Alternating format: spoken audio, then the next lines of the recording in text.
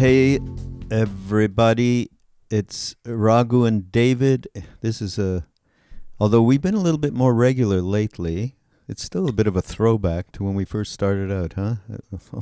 Years ago. Yeah, we're a throwback. Yeah, right. And then they threw us back.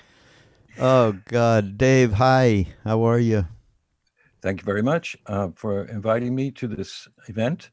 Extravaganza. Extravaganza, yeah. And it's a beautiful day. For those of you who are listening to it now or soon, it's autumn. Thank goodness.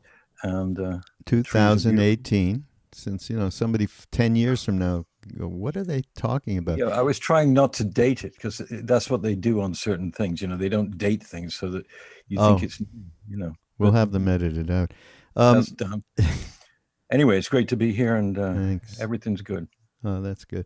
We did, David and I agreed, because you were just mentioning the timing and stuff, and, people don't want to hear stuff that's going on now, way after the fact. It just would be a bore. So I was thinking more about that, David, as I unfortunately was reading the New York Times today, we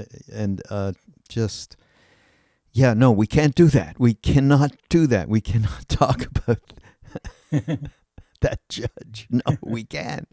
But what did come out for me was, one of the most gigantic topics today that is actually in the process, and this has been going on for a couple of years, of transforming the culture, we hope, at least to some degree, and that's the METOO movement, right?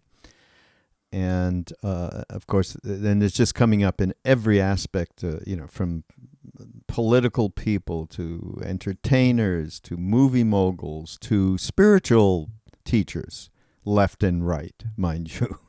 So it's a big thing. And but my recent interest, as I've told you, David, and said, hey, love to just share this with you and see what we come up with, is it's a different me too. It's me underlined, and then it ends. There is no two. Okay, it's just me, and I've been talking to different people about this, and it's based on today. I actually saw Krishna Das on social media. He's in Mexico doing a workshop, and he again went through this fantastic thing that I love, and I've mentioned it boringly more than 5 times on different podcasts probably. And that's you wake up in the morning and you start the movie of me. You write the script. You're the hero of your story. So how do we deal with that? And so that's what I meant about a different me, just me. And here's something I wanted to share with you about just this subject from Ram Dass. It's like the breath. You start off following the breath, the meditation of following the breath, and then you notice you're biting your nails. So you just put your hand down, stop that, and just go back to following your breath. And you realize it's just your ego saying, no, think of me. Think of me. Come on, you're too neurotic to get to God, so why bother? What are you doing? Meditating. You can't make it. It's not possible. You're screwed up. You'd better work on me first, and it will keep you sucked in for the rest of your life. Yes. Yeah. It's a detail. Oh, my God. So that was a really... I love what that thing that I just read from Ram Dass. And so that gives us the essence of what it is that we're facing on a day-to-day basis. But, I want to get your take about it, because one of the things that, I mean, and in this thing that I saw Krishnadas doing this workshop, and he said, so how do we stop this? How do we stop these habitual stories, habitual patterns that we continue to create? And karma, of course, is very much involved. Practice, right? And that's the leverage to start. But it's so, I mean, just your own experience, the difficulty of these ingrained things of patterns and ways that we relate to ourselves. It take a huge ass psychic crowbar on some of it, huh? Yes. Yeah, I think Krishnadas is one of the most one of the best teachers on this, because it always comes down to, you're not going to beat this by just wanting to beat it. You're not going to beat it by taking a psychedelic quickly. You're going to beat it by practice. And I agree with him, even though I'm always quick to say that I'm not the greatest practitioner. But I think he's right, because Ramdas says, and has said it many times, that the ego is a tool that we need on this plane to navigate. But the problem is it takes over. And then you've got the issue of, there are many issues here, there are many clashes: empowerment, enablement, movements of the last century, civil rights and so forth, when people are being taught to fight for what they believe their rights are. And that's obviously a good thing. But then again, I think Ramdas is the premier teacher of our time in dislocating that and taking it apart and saying you can do it. And you can do it by practice and also by loving kindness. So the very fact that he's saying you should obsess as I do now in my wheelchair in Maui, that I was made to do 20 years ago, now I do it. I am love. I'm not practicing love. I'm not, you make yourself that. And if that loving kindness comes in, then the ego just moves into a back room automatically. The question is, how do you make that a practice without going crazy in that battle, in which you mentioned in the opening, the battle of ego. For instance, you got a job and you want to raise, and you go into the boss's office and you say, I've been here for 8 years. I need a raise. And he says, I don't think you deserve one. And you say, I absolutely do. I'm great at my job. Everyone around me says I'm great at my job. I take care of everything. I. And so there you've got a real strange boundary, because you have to fight for yourself to some extent in this life. We've seen that all the time. But when does it become overpowering and takes away your ability to realize oneness? I think some psychologists would immediately say, no, that's not a problem. You use your ego to make yourself an equal partner on the planet. But then what seems to happen is that people then become incredibly arrogant, politically for sure, whereby they don't subdue their ego because they feel like they can't or they'll lose. Winning and losing, particularly in this era of the guy that's thankfully temporarily in the White House, it's a lot of people are in that place. But let's not go there. Let's say the people who are really practicing. The great thing about Ramdas and his adherents and people who work with him and so on is that they are constantly teaching people to go there and to see how much time wastage there may be in their life, which doesn't allow space. And, in the new book, with Mirabai, walking each other home, they do a lot of talking about this business of, if you are, as it were, the Native Americans used to say, believe that this day is the day you're going to die. Then the ego has to not only go in a back room, he has to leave the premises and not come back. Because if the ego is dominating, it will not believe that it's right to be conscious of the impermanence of life and the immortality of love. Love destroys death, they say in that same book. Fantastic sort of calculation, really. The ego does not help you deal with impermanence. And as soon as I realized that, God knows how many years ago, not that it changed me like that, but it made me understand, okay, if I keep only thinking about myself, there'll come a moment when it will be a crisis, a terrible crisis, and it may be too late. In this incarnation, then you have another one and try it again. Yeah. Try and try and try. You know, the thing about, like you just talked about, well, two things, basically. The need to have a healthy ego to get along in the world, to do the things you need to do. You need to act out, and you have to protect your family. You have to earn money, keep a roof and food, all of those kinds of things. They have to happen, and that's part of the incarnation. It's just that being the master and you, the servant, is not a great thing, as we all know on that day-to-day, because that's all we do, is fight to be right and to win. I mean, just, the level at which that's happening politically, culturally, and so on, financial department as well, that's just transparently, okay. These one can only say, gee, I feel bad how lost that person is, without any realization of the potential deeper part of oneself behind all of that ego mind stuff, right?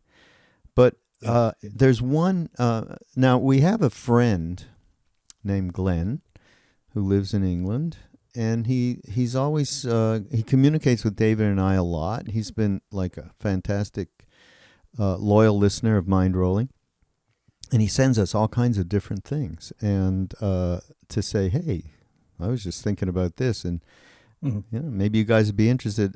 So one of these things, David, which I didn't tell you about, is, and it addresses directly the whole issue of the doing and being one needs to keep intact while in this incarnation. And the concept in India, in Sanskrit, is called vairagya, okay?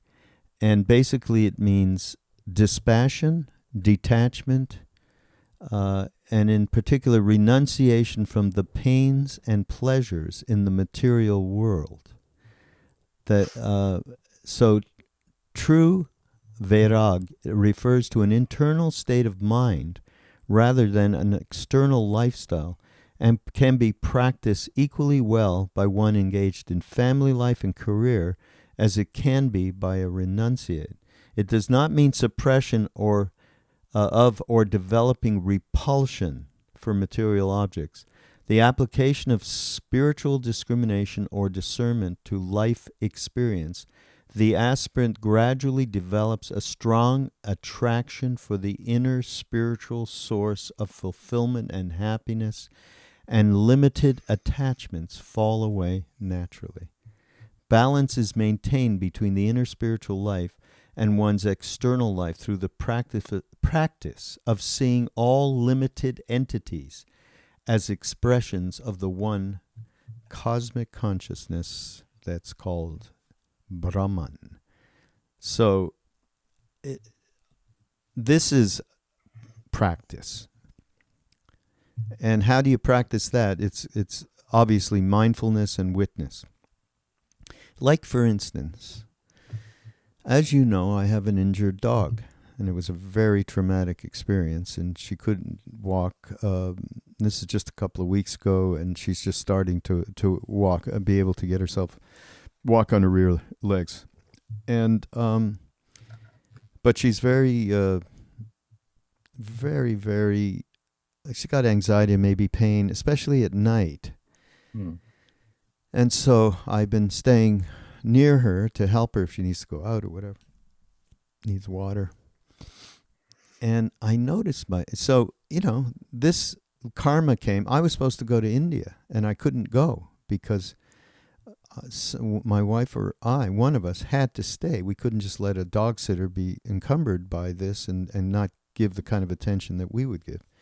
So I stayed, and it was like, okay, surrender. There's nothing. This is there's nothing to think about here. And it's just for me to serve this being. And then in the middle of the night, when I'm exhausted and she's tossing and turning, and I'm like, will you please go to sleep? Yeah. Everything gets lost in that moment. Right? It's just about me. I need my sleep. How can I get along and go to work in the morning? Whatever bullshit. This, the story that I'm telling myself. And then what can you do is there's nothing to do except awareness, right? Okay, this is happening. It's all I can do. I can't do any more. I'm obviously getting caught, and all I can do is pick myself out of the mud and keep going. And whatever lingering stuff, again, that's all we can do. So awareness is a huge aspect. And of course, it's part of what is so well known now in the mindfulness movement. That awareness really is a way for us to help burn off some of this bullshit of our completely sucked into me day-to-day basis and pleasure and avoiding pain and the whole 9 yards. But you haven't had an experience like this at all lately, I don't think. But you might have had a couple. No, not really. But what I was going to say... No, I mean the experience more, not with an animal or a person or anything, but where your best intentions are there and you're letting go into a situation, and then as soon as something, untoward, in my case it was no sleep, comes up, you absolutely just knee-jerk yourself back into, screw this, I that kind of thing. Yeah. I'm sure I have. I can't recall a specific outrageous one. But I mean, it's like meditation is in and of itself obviously a wondrous thing, but it's also a model or a paradigm for your daily life, because what happens in meditation, as everybody knows, is that you go off the meditation, as you were speaking about before, Raghu. You instead of being in the meditation, you're thinking about something else, and then you catch yourself and you come back, and you do get better at that. That's why Katie's so right. Practice is what it is. It's rehearsal, constantly. You can't play the guitar great if you just stop doing it for 3 years. You have to rehearse and practice. So practice is actually practicing for something. So what I found, obviously in a very minimal way, but I have found that meditation has helped me come to that return dynamic more quickly in my daily life. That's all. I mean, I still do it. My birthday is March 21st, the first day of Aries, and according to all astrologers, including one of my ex-wives, that means I'm the most ego, sort of easily in the astrological world. I'm like number one ego. Aries are supposed to be egomaniacs who drive everybody crazy, and I think a long time ago I was more like that than I am now. In other words, the teachings of the great masters and of great friends and of family and great art, let's put them all in there, has somewhat reduced my ability to be blind about my own stupidities and egomanias, so that I'll still do it, but then very quickly now, rather quickly, I'll go, oh my God, I am no better than, the Orange King. I'm no better. I'm a narcissist. Orange Julius. I'm blind orange. And that here I am getting very angry about something I see on TV, politics as a rule. And yet I know that I'm capable of, and this gets back to Jung and the shadow and how we all have this potential for cutting out the rest of the world and totally investing in separateness. So how lucky are we all to have access to books and live teaching and darshan after the passing of the teacher. All of these great things that are only there to help us do that. And I come across so many people in a sangha or satsang, this one or other ones, that I look at and I go, God, I wish I could be like that. I just wish I could be so loving. At one time I never had that thought. It was like, screw you, you're just a flabgaster. You're nothing. You're love, love, love, love, love. Give me a fucking break. And I was like that. I was not a hateful person, but I felt that people were hypocritical in saying, I love everyone, as Maharaji said. That it's impossible. It's just impossible. How am I supposed to love, Joseph Goebbels? A guy that said that Jews were subhuman and we should kill all of them, and did a pretty good job at that. This is where I have the struggle. My particular struggle is not having incredible animus towards people who do not respect other human beings, who are not humanitarians or at least egalitarians.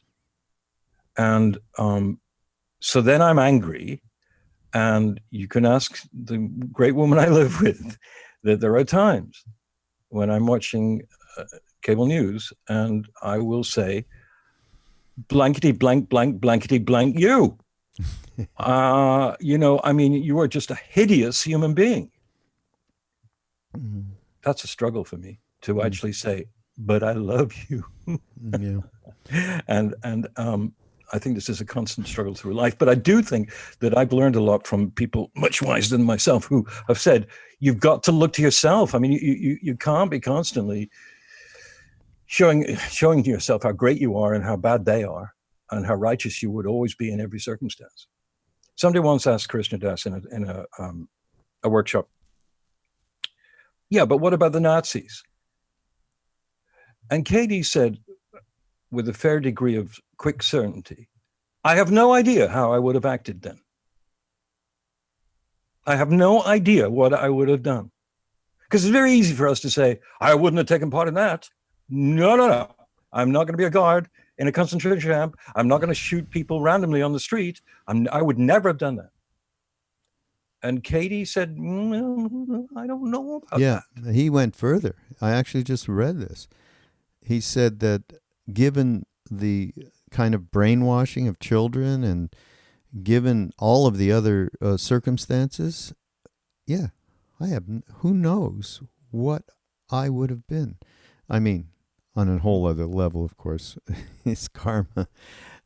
He don't get to be who he is, particularly the way that he really opens a path for so many people without many, many, many, many lifetimes of doing this kind of work. And I think, this all boils down to there's no way that we can love everyone right now because as long as we're still stuck in the me place, there is no way that can happen. And there's no way that, we talked about this dispassion and detachment. So going in, I need a job. I need a raise because I am doing a good job. You can say that. And as long as you're not like angry and wanting to, choke the person to get what you want, which is extreme. It can be something way more subtle than that. It's absolutely fine to do what you need to do in this incarnation. But we're not going to get completely detached and with full dispassion. We're just not immediately going to get there. We're not going to love everyone in one shot, but slowly but inevitably, as our friend says, something starts to happen in a space and a gap gets created through awareness, through awareness practices, through meditation practice, chant practice, whatever it is that you do, study, being with a being that's way advanced along the path, any of those things. So I think that is a crucial point when we talk about what in the heck do we do, because we wake up in the morning completely self-involved, and how do we get any leverage over that? And it's not something that happens instantly. That's for very sure, right? Yes, I mean, it's circumstantial too. Like, what are you confronted with? a few weeks ago, a mistake brought large armed policemen to my door. It was a mistake, but it did happen. And it was at 10 o'clock at night. I was on my own, and there was huge knocking on the door, and I'd never experienced that in my life at that time. So I wasn't sleeping, but, and I went over and opened the door, and there were these two very large NYPD officers. And and they asked me a few questions, and I answered them, and then I said, "But there's no reason for you to be here." And I managed to keep other people. Can you imagine with guns drawn, and they open the door, and David goes, "There really isn't any reason on earth." That's what I said. And one of the cops said, "Is there any problem here?" I said, "No, not really. Yes, there's one problem. I'm in a bit of shock that you two guys are standing there." And they both started to laugh. And one of them leaned forward and touched me on the shoulder in I would say, a tender way, and said, "We're really sorry. I can only imagine what this must have felt like. Sorry." Really? And they split. And now I have apparently got some kind of Caucasian skin color. And right. and or I don't have a 2-foot-long beard, etc. So there was no built-in, sort of reflexive prejudice against this blonde old dude. But nevertheless, I saw in that cop's eyes something akin to compassion. It's his job. It could have been a bummer. Now, they can't come in the house without a warrant, but he could have said, where there's smoke, there's fire, and we need to investigate you or something. Nothing. They just left and never came back. And then a friend of mine who's a detective did a little investigation of why, and he found out, and it was a simple mistake. But we must never forget that it's not just people who turn up at retreats and who read books by Pema Chodron who are capable of overcoming the story of me on different occasions, particularly caregivers, nurses, doctors, and everyone. People have to think about other people at some point in their job, and they actually can get leveraged out of that story of me because they have no choice. Yes. I mean, and even with celebrities, I once had this marvelous experience. I was doing the film No Nukes with, Springsteen and Crosby, Stills and Nash and Jackson Browne, all those people in 1979. And we edited it in 1980 in what they call the Film Building on 44th Street. And actually on 9th Avenue between 44th and 45th. And I was on the 13th floor. And one night I came down at 1:30 a.m., which showed how much work we had to do on this film. And I came down from the 13th, and on the 9th floor, a gentleman got in who appeared to be Paul Newman, the actor. And, it's the Film Building. It is New York City. So I wasn't utterly shocked, but I just said hello, and he said hello. And then this is a slight lie, but let's put it this way. On the 7th, 5th, 4th, 3rd floor, the door opened, and cleaning women got it, because that was the time they left their shift. And Mr. Newman spoke to all of them. "Hello, what's your name?" And then we all got out together, and there was torrential rain coming down in New York City. And one of the women had an umbrella.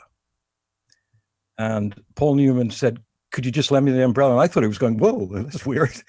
And then he proceeded to escort each woman into the street, holding an umbrella above her and getting soaked himself, and waited until a cab came so he could put them in a cab or get them to the subway station. It took him at least 20 minutes.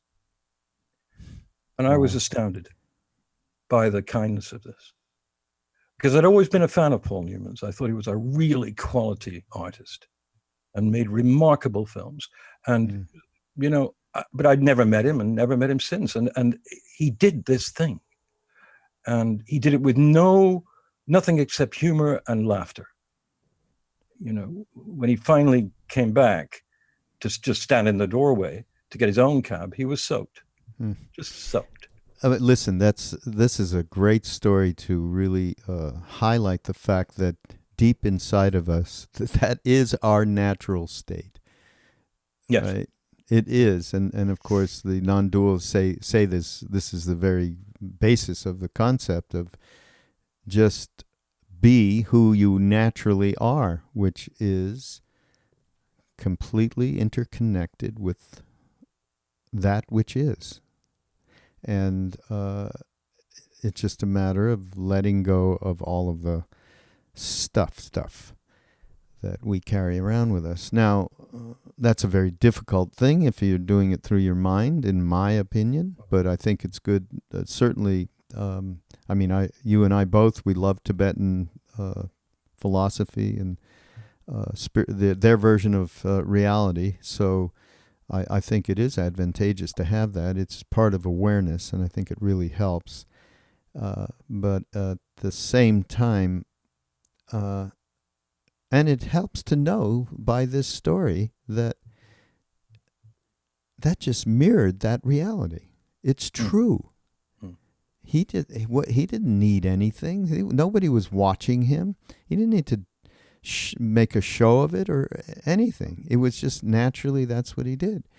And we all do that. We all naturally show up at different times. And I guess, if we could just have that in our memory banks as a knee-jerk, kind of reaction to whatever's in front of us, rather than, am I going to get in trouble? Am I going to be lesser than? Am I? All of the stories we tell ourselves. So another part of this, and we talked about Glenn in the podcast. So we're going to continue because he actually, one thing he did aside from, he had a couple of questions for us, Dave. Yeah, I read them. Yeah, but. Before that, one of the other things, because he sent this thing around vairagya, dispassion, and detachment. He also sent a thing that I'll read. I don't know if it's Ram Dass. There's a need for a certain humor about your own predicament. If you take the room you're in, meaning the psychological room, too seriously, it makes it more difficult to escape. But because walls are made of your thoughts. A person whose heart is closed, a moment later, could have their heart open by seeing a little bird fly by. Somebody whose heart is wide open could suddenly have it turned icy cold when they see an expression on someone else's face. You must realize by now how momentary all of our states are, how little there is to cling to them and hold on to.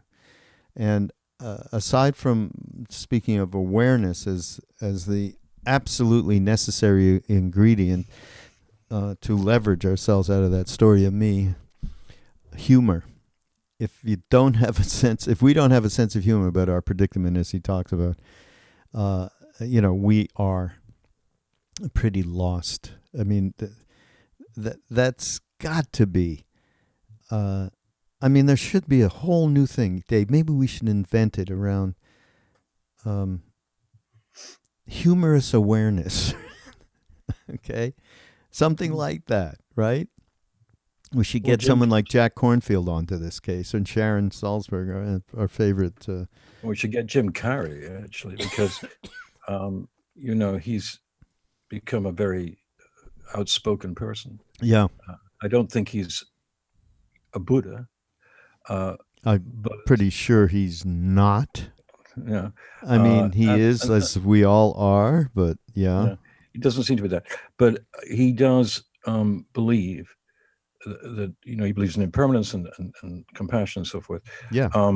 And he's done a lot of stuff around that. And I believe his new TV show, which is about sort of Mr. Rogers guy. Yeah. I haven't seen it. Yeah. But he is a humorist who takes it to the limit, Dumb and Dumber and Andy Kaufman, the Man in the Moon film, which I recently saw again. Oh, really? Yeah, on Netflix or something.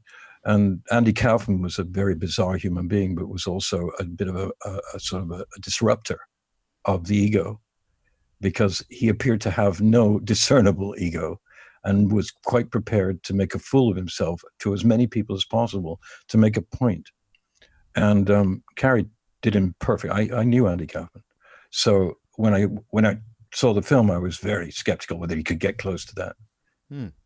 And he was remarkably close to it. I mean, just eerie, creepy, in fact. And then I read an article about it recently that said that he was like that all the time during the film, in this sort of Stanislavski manner. He was Andy Kaufman when he was sitting behind the cameras, watching other actors. He never stopped being him. It was the only way he could retain that weird persona that Andy had. I agree with you about humor, because, I mean, keep harping on Ram Dass, but how can you not? He was one of the funniest people ever. I mean, his lectures from, I don't know, the 70s through the 90s really were hysterical. The audience was not sitting there like, yes, yes, yes. It was, you were just on your back sometimes. He was so incredibly funny, and the humor was usually based upon self-deception, his own self-deception. That by talking to us about the various traps that he would fall into, which were, he would openly talk to us about, he began to sort of unearth our own sense of that. Because of this great, great, great intellectual, this great spiritual teacher, this great narrator, this great speaker, could tell us that he was a flawed being. Even after he met Maharaji, it helped. And his humor was remarkable. It just really was. I mean, and people should check on the earlier lectures if they can, and see how damn funny he was, and how when you left a Ram Dass lecture, yes, you were enlightened about all things from Buddhism to back to yoga, to everything. But most of all, you were kind of energized by the truth you'd seen through his own self-deprecation. Yeah. Fantastic stuff. Yeah. Which is what comedians do, by the way. But to do it on a level that he was doing it was something else. Yeah. That's why Robin Williams liked Ram Dass, I think, and probably vice versa. Yeah. So next, Raghu, what's next? Well, no, I'm still talking about Glenn. Oh, Glenn, and then Glenn. And Glenn had a couple of questions. So now the sorry, Glenn, I went off on a tangent. Yeah, the show now goes into it's Dear Abby, Dear David Raghu. Not really, but so here's what he talks about.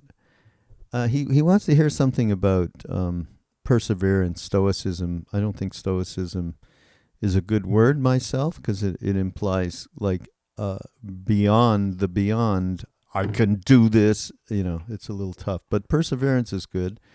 The fortitude to keep on keeping on when your last high, spiritual high, seems like a distant memory, or like it happened to somebody else and not you. Patience and subtle change are not easy selves. You okay there? Yes. Sorry. Not sexy and not cool. But, that's what's in front of us on a day-to-day basis. Do you want to, you take a crack at it? Well, I think I'm just beginning to learn about that. Oh, yeah? Because I think for much of my life I was very impatient. And if something didn't just sort of grab me, particularly in the art realm, music, films, theater, literature, sculpture, painting, I would just say, well, to hell with that. I'm not wasting my time with that. And I guess sometimes I was right, but perseverance wasn't my number one quality. So, I began to notice that some time ago and see that it was hurting me, that I wasn't able to focus enough on any level, not just on the spiritual level, in fact, hardly on the spiritual level, but just on the question of application to things that were important.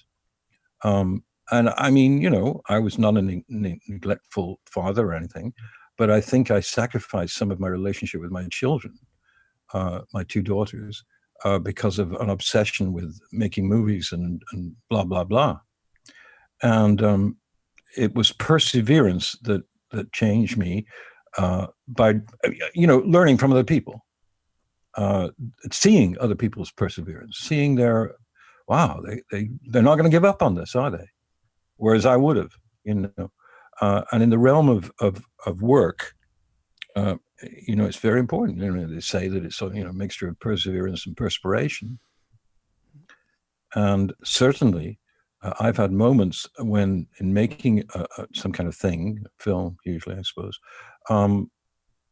I would be like, oh, screw this. This is not going anywhere.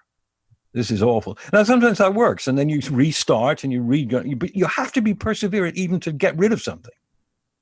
Even to say this isn't working. But sometimes it's not. It is working. You're not working. The object that you're making, or whatever aspiration you have that you're trying to fulfill, is pure. But you yourself are impatient, and the story of me comes back and says, I want to, I want to go out and walk in the woods, or I want to do this, or I want to do that. I'm not going to do this job now. Sometimes it's okay. Perseverance is just like practice. It is practice.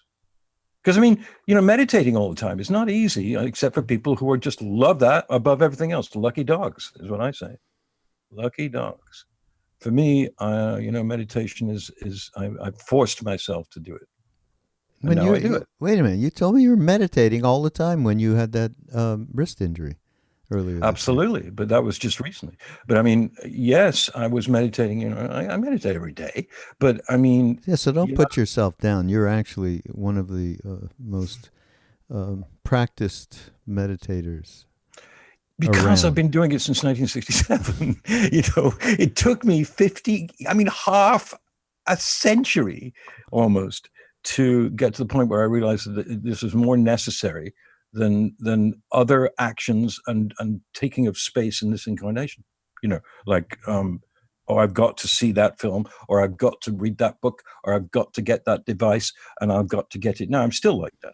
I went and got this new iPhone as quickly as I could possibly get it, just like all the other, lame brains who were standing outside 59th and 5th in Manhattan to get the new iPhone.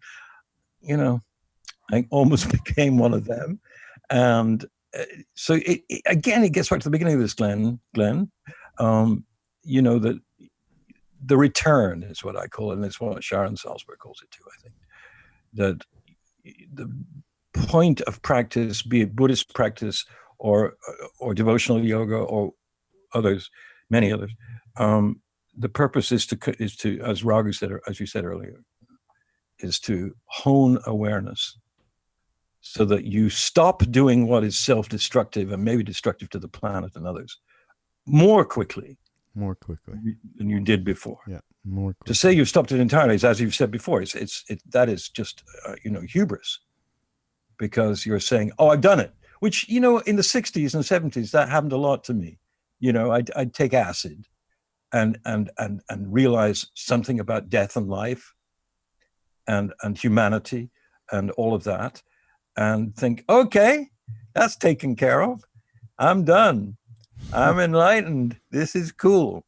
And then, probably within 20 minutes of the acid wearing off, I was yelling at someone. So, well, that is really putting myself in. I rarely yell at people, but something which proved that it had not seeped into the veins.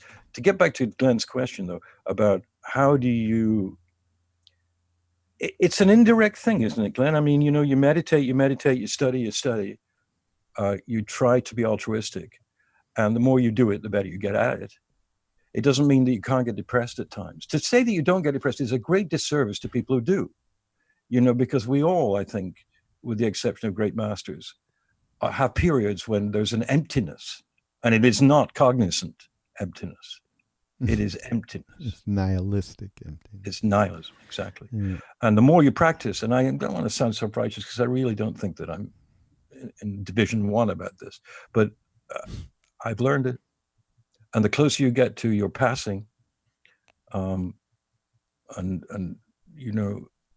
it's ridiculous to think that you're not getting closer, because we all are getting closer all the time. But actually, in finite Earth terms, numbers, people say all the time, "Oh, don't give me numbers. Numbers don't mean anything."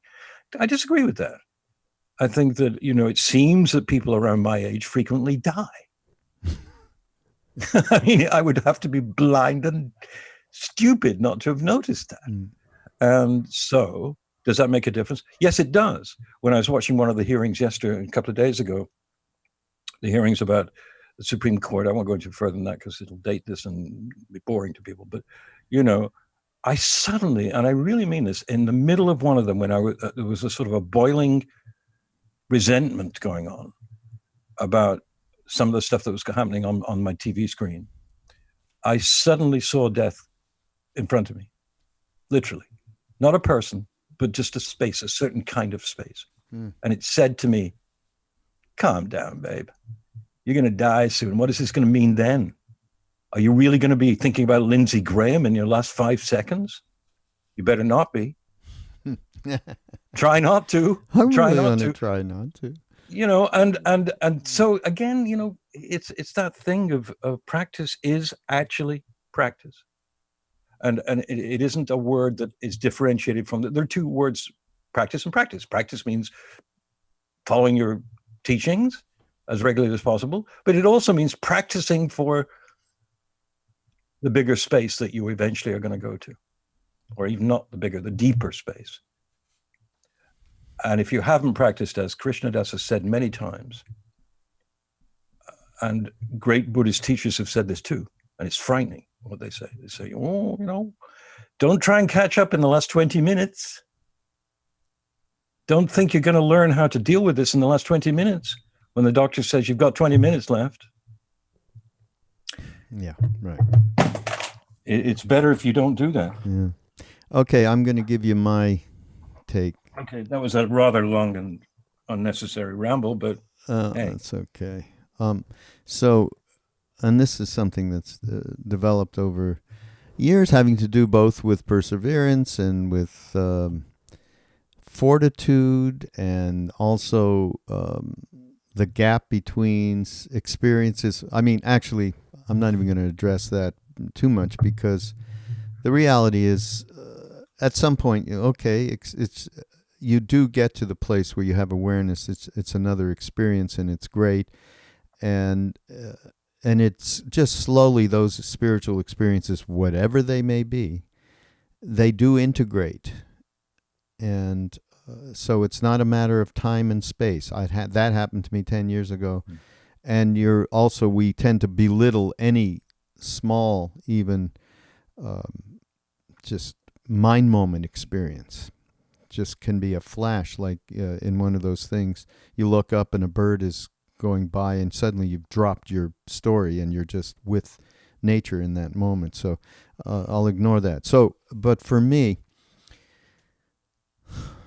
the minute that I saw Neem Karoli Baba the first time, a bunch of different things flashed through, if you hear it from everybody, the home, oh my God, just home, and oh wait, I've known you forever, blah, all those kinds of instantaneous things. One of the other thoughts that I had was, feeling, whatever, I'm finished. That's it. Done. There's nothing to do. I'll just have to wait out the karma. Now, it was an interesting thought because it was a true thought, but I wasn't living that. I experientially, of course, as karma kept pushing its little face up and things happened, suffering would ensue and so on. So it wasn't like, oh, wait a minute, I thought I was finished, but, but one thing, as time went along, I totally realized that I have no chance because I have no perseverance. I have no steadfastness. I have no fortitude. I have no stoicism. I have zero except one thing, and that's holding on to that blanket that was around that Baba, that is around that Baba, and holding on. uh, and the way that I hold on, he gave us that way, which is exemplified by Krishnadas, and that's chanting the name. And that's all I know. I don't know anything else but that. And that is that chanting is the grip on the blanket. It's what I'm. It's my only understanding of this very deep subject of karma and grace being one, and we cannot understand that because it's not able to, and mind cannot understand that. Mm-hmm. Mind cannot understand Maharaji saying it's all perfect, which includes, everything, everything, the horror and the beauty. Mind cannot understand that. So I'm living in the two until the universe, through the guru, decides to change that substantially. And as I've gone along all through these years, I've understood that is very much what I have that represents perseverance, fortitude, and a way to ignite myself every day to keep trying. As simple as that. Mm. And so Glenn, there you go. You got two different points of view, both full of wisdom from dear Abby, David, and Raghu. Okay. Dear Abby Hoffman, David. Abby Hoffman. Oh, God. All right. Well, I'm going to look, because this is a whole new series for us. People, you can write in like Glenn has. I mean, I did tell Glenn that David and I were going to do a podcast, but go ahead and, whatever you thought would be cool for us to talk about. We'll do that for anybody. So write in, and you can write, I don't know where you write, info@BeHereNowNet, or info@ramdas.org. I actually see those things. Okay? So you can do that. Or you can just go through Be Here Now Network, Mindrolling, God knows. He asked something else, Yeah, what? He asked about the 60s and 70s being of a certain gestalt, and that gestalt was very overpowering to many of us. Some people just went right by them and didn't care, but I was a part of it. And what was it like, to suddenly find yourself in the 80s, 90s, and beyond, when people were not massing like a Woodstock? They were not finding out about Hare Krishna, that something had gone. And how do you deal with that? I don't know how I deal with that. Day to day, you do it. One thing I don't think is healthy is nostalgia. I was watching TV this morning, and particularly for one reason, because there was one of these infomercials about Time Life Hall of Fame, Rock and Roll Hall of Fame, and it's got a lot of performances in it by people like Springsteen and U2 and Heart and Bonnie Raitt and Crosby, Stills and so on. And I thought I'd watch it, and I watched it for about 10 minutes. And then I noticed my hand moving towards the remote as if I was standing beside my body and just turning it off. And the reason was that I have virtually no interest in listening to that music anymore. And it's not just because I'm old and gray. It's just that I don't love nostalgia. It doesn't work for me. It depresses me. And the idea of be there then or be there then now is rubbish. Just rubbish. Then now. It's nice. I mean, I might listen to, something in a new box set of John Lennon or Springsteen or somebody and hear some version. I mean, I have this Dylan thing, which has got like 9,000 versions of Just Like a Woman or something. And I like it and I listen to it occasionally. But something, it doesn't help to look back on the 60s and say they were any better or worse than any other time. Because, in fact, it was just a huge commixture of consciousness, of personas, of ego battles, of all kinds of things, as well as a kind of revolution of awareness that precipitated what I now see in people in their 20s who weren't even born in the 80s, who are thriving on something maybe even more advanced, evolved, that is really, really thinking about the planet that we're gifted with and how to continue that planet and how to make people's lives better and to not murder animals and murder entire the Amazon, you know.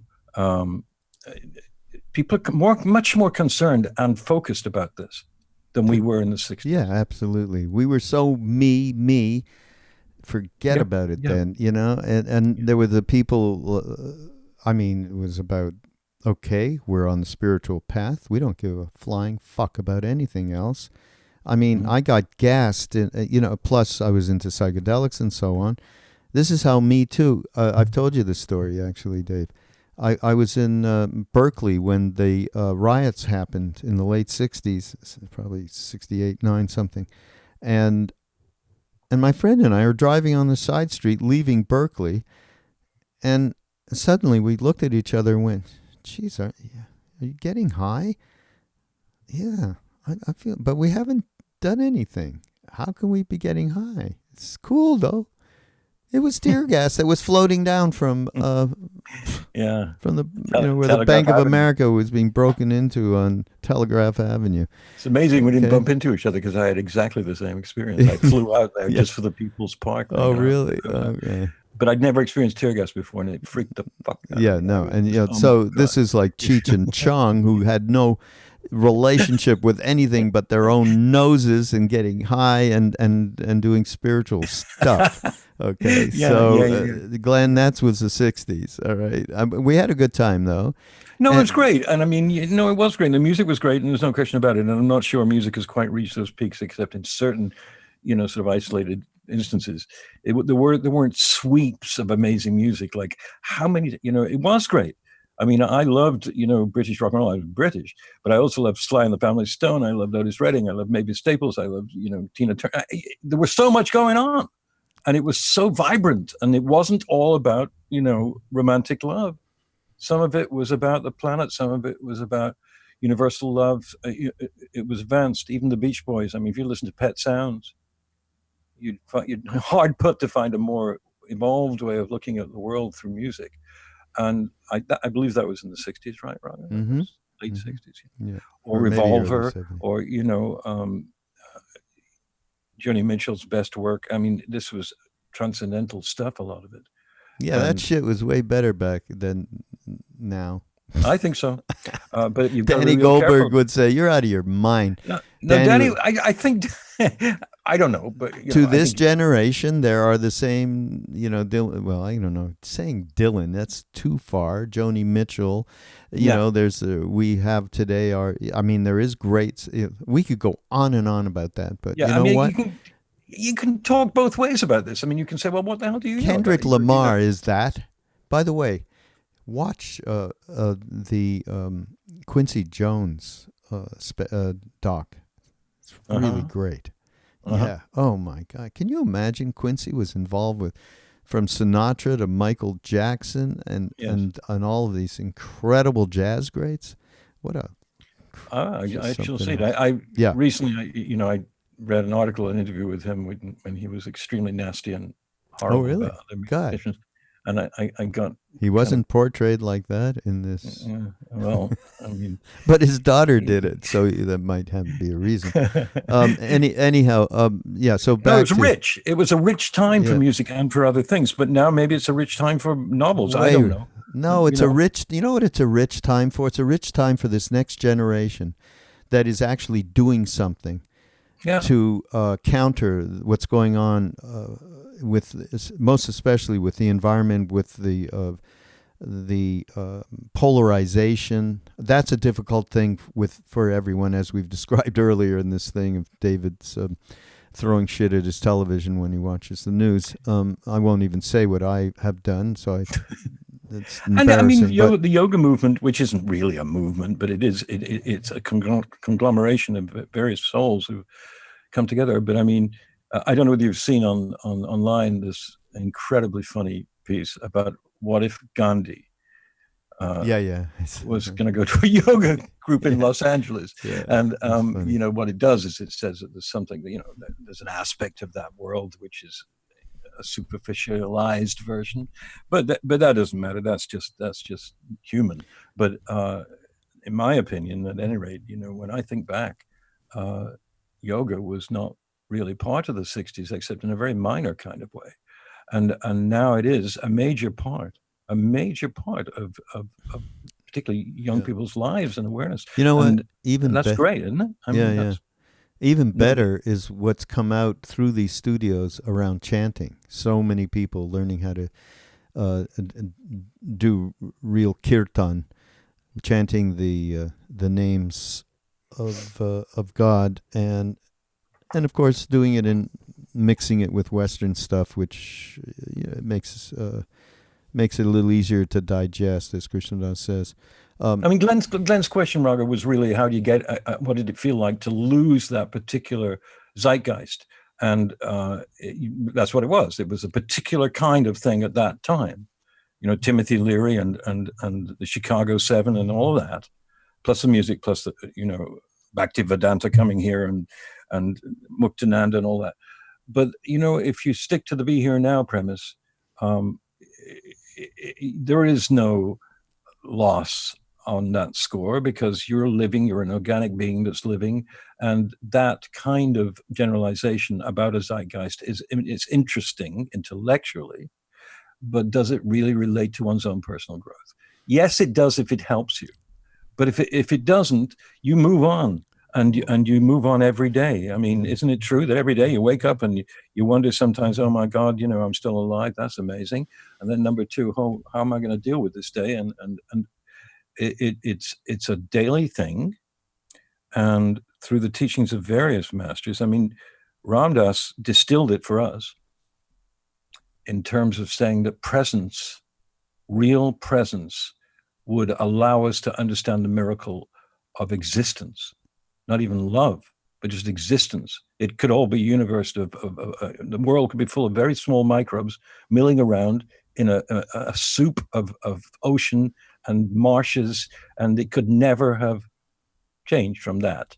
It could have just been microbial beings, and at best, salamanders. Instead of which we have Rudolf Nureyev in 1925, and we have Stephen Hawking, and we have, we have Babas of the most amazing kind. So presence, or this isn't really the right word, prescience of presence, awoke awareness is what we have every day. Awoke awareness is our thing. It's our mind-rolling thing. I have a fantastic T-shirt, by the way, that we've developed from Awoke Awareness, and I forgot to show it to you. Yeah, it's going to come out soon, and you're going to get one.